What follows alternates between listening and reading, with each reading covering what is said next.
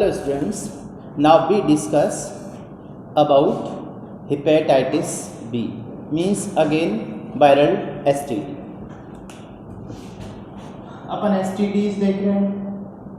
STD में अपन ने पहले देखा था, first one is the syphilis and second AIDS और third one is the hepatitis B. Third अपनी डिजीज है हेपेटाइटिस बी। तो हेपेटाइटिस बी ये एक वायरल डिजीज है, ये भी वायरल है, ये भी वायरल है, सिफिलिस बैक्टीरियल है। अब हेपेटाइटिस बी का जो वायरस है उसको बोलते हैं हेपेटाइटिस बी वायरस, HBV।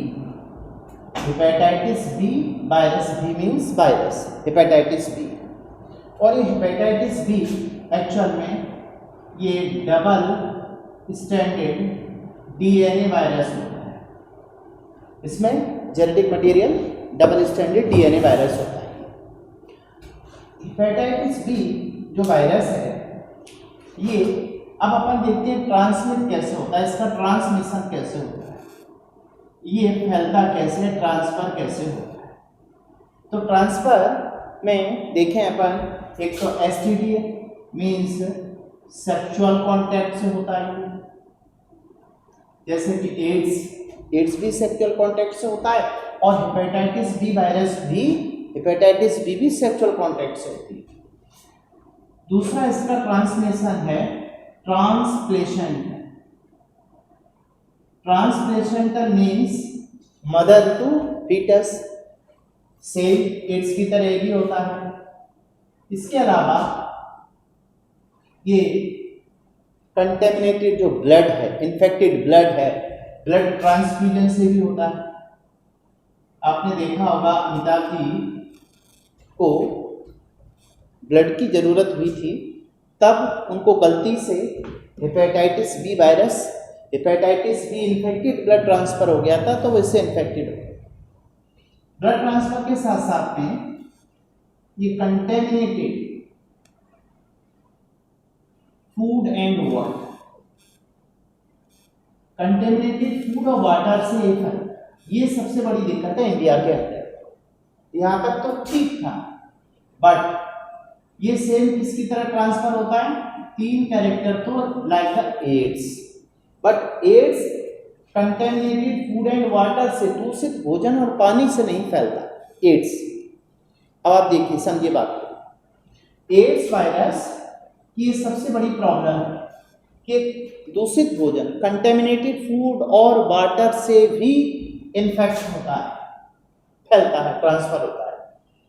इसलिए कहा जाता है मोर डेंजरस देन एड्स। ये एड्स से भी ज्यादा खतरनाक है, क्योंकि इंडिया के अंदर एक कॉमन प्रॉब्लम है जिसमें कंटेमिनेटेड फूड एंड वाटर के थ्रू ट्रांसफर हो जाता है, इसलिए सबसे ज्यादा इन्फेक्टेड होता है। ठीक है भाई, ट्रांसफर हो गया ये वायरस, किस तरह से ट्रांसफर होता है। सेकंड अब अपन देखते हैं इस वायरस को अपन कैसे डायग्नोज करते हैं, इसकी डायग्नोसिस क्या है एड्स वायरस की। तो डायग्नोसिस में एक्चुअल में एड्स वायरस को आप जो डायग्नोज किया जाता है, ये ऑस्ट्रेलियन एंटीजन, इसको ऑस्ट्रेलियन एंटीजन से अपन डायग्नोज करते हैं और इसको अपन एक नाम और देते हैं ऑस्ट्रेलियन हेपेटाइटिस बी।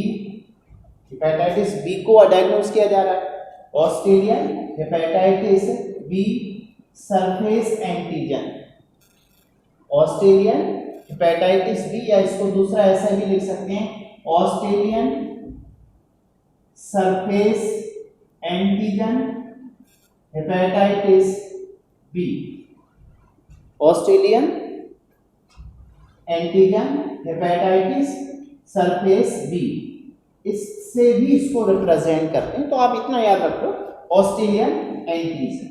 ठीक है, डायग्नोसिस। डायग्नोसिस के बाद में फिर इसके सिम्टम्स क्या आते हैं। एड्स वायरस, ये जो हेपेटाइटिस बी है, इसके सिम्टम क्या आते हैं देखिए। सिम्टम में बात अपन करें तो यहाँ पर क्या हो रहा है कि जो हेपेटाइटिस बी इस रूट से इन्फेक्ट हो रहा है, इस रूट से फैलता है। तो सबसे ज्यादा नाम से क्लियर हो रहा है हेपेटाइटिस, क्योंकि हिपार मीन्स होता है लिवर।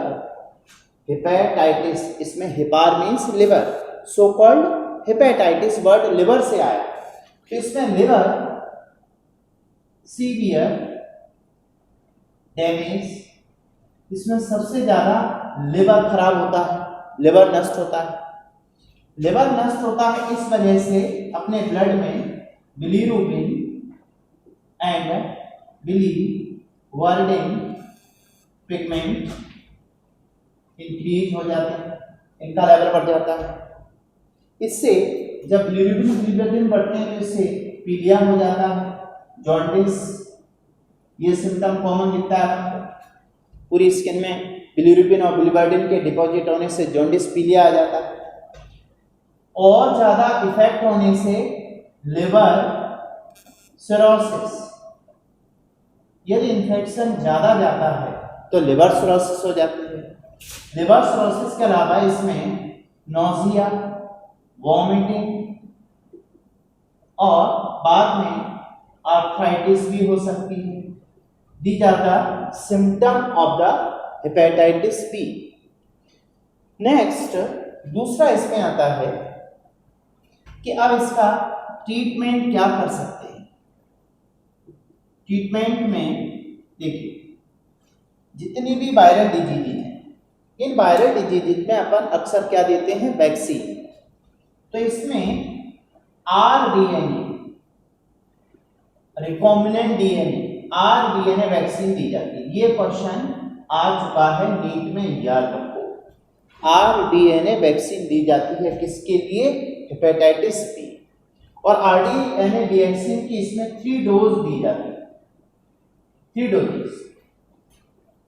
3 डोज में देखिए कौन कौन सी, इसको ऐसे याद रखिए, 0 डोज, 1 डोज एंड 6, 016। 016 का यहाँ पर मीन है कि इसकी जो पहली डोज थी वो 0 means 0 month, in first month at birth. इसको अपन लिख सकते हैं एट बर्थ, पहली डोज हो गई इसकी एट बर्थ। अब जब बच्चा 1 महीने का हो जाएगा तो इसकी ये सेकेंड डोज होगी। कब, 1 मंथ पर। 1 महीने का बच्चा हो गया तो इसकी सेकेंड डोज हो गई। अब ये बेबी हो गया 6 मंथ का, 6 महीने का, तो इसकी थर्ड डोज हो गई। तो इस तरह से अपन कितनी देते हैं इसकी, 3 dose. First dose at birth, second dose first month का बेबी हो जाएगा, और 6 मंथ का हो जाएगा तब उसे अपन थर्ड डोज देते हैं। These are the symptom, treatment, diagnosis and किस तरह से ये बॉडी में फैलता है। This one is the hepatitis B. ये थर्ड डिजीज हो गई हेपेटाइटिस बी की। Okay, now we going discuss about next STD. Means यहाँ पर 3 टाइप की एसटीडीज देखी एंड फोर्थ वन, देखिए थर्ड है। अब इसके बाद अपन देखते हैं fourth STD is the genital herpes. Genital herpes, तो इसका जो वायरस है जेनाइटल हर्पीज का, ये देखिए कौन सा, ये वायरल डिजीज है, ये वायरस है इसका पैथोजन।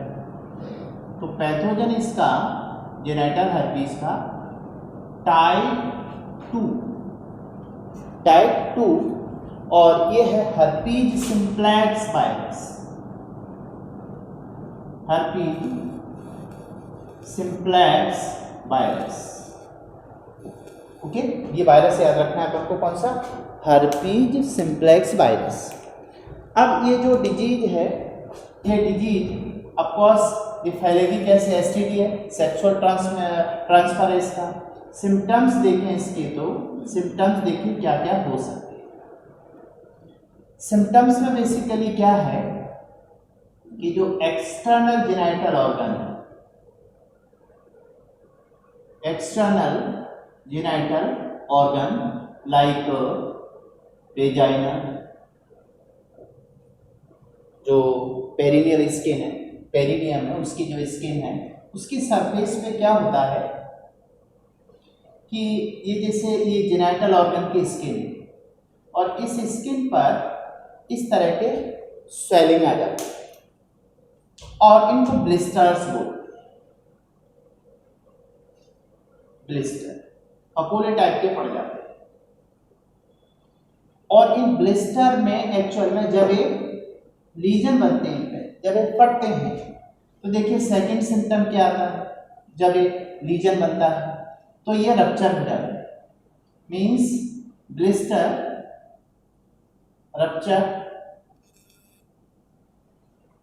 रप्चर होने से अब यहां से थोड़ा सा ब्लड बाहर आता है इसको, और उसमें आरबीसीज होती है, इसलिए इसको बोलते हैं इरिथ्रोमेटस डिस्चार्ज। इरिथ्रोमेटस मींस देखिए जेनाइटल ऑर्गन्स पर, एक्सटर्नल जेनाइटल ऑर्गन की स्किन है, उस स्किन पर थोड़े दाने पड़ जाते हैं, बड़े सॉफ्ट होते हैं और साथ में सॉफ्ट होने के साथ ये जल्दी से रप्चर हो जाते हैं और इनसे जो ब्लीडिंग होती है उसमें आरबीसीज होती है, यानी इनसे जो पस होता है वो एक्चुअल में आरबीसी वाला होता है, एरिथ्रोमेटस डिस्चार्ज।